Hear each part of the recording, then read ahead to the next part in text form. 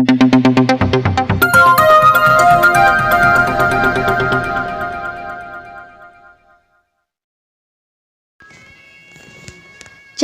पाई रास्ता बंद, दोकानरू सौदा किणिबा बंद, एमितिकी देह मुंड असुस्थ हेले पाख मेडिसिन दोकान मध्य एमानक पाई बंद।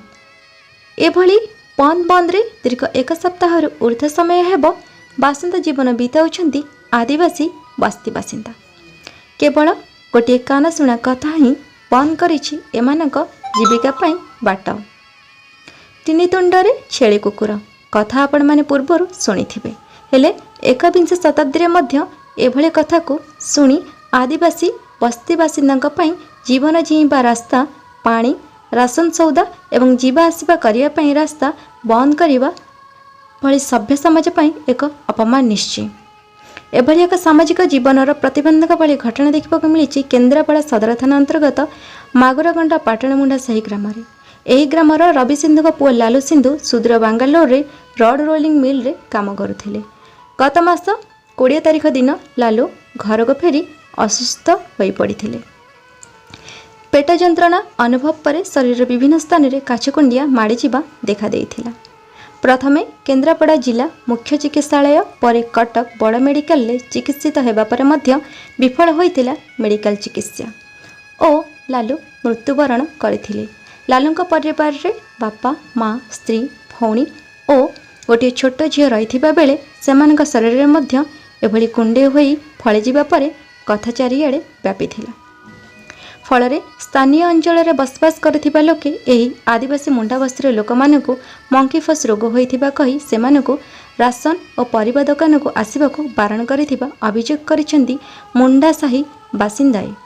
जीवन जीवाकू दिन मजूरी उपर निर्भर करथिबा आदिवासी मुंडा साहीर 42 परिवार पाई एभली अपप्रचार अभिशाप पलटिछि।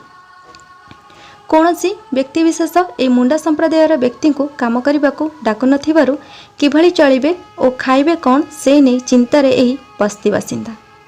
अन्यपटे गाँव में एभली रोग व्यापीबा खबर पाई लोक माने विभिन्न स्थान को बारण करुथिबारु गाँवर अन्य 20 जन छात्र छात्री विद्यालय को जाउनथिबा देखा जाइछि।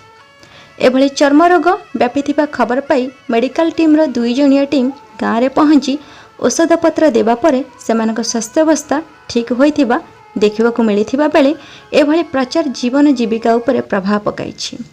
अन्यपटे एही गाँव में 400 ऊर्ध्व लोक बसवास करथिबा बेले मात्र गोटे नलकूप एमानक जीवन धारण धारा पलटिछि।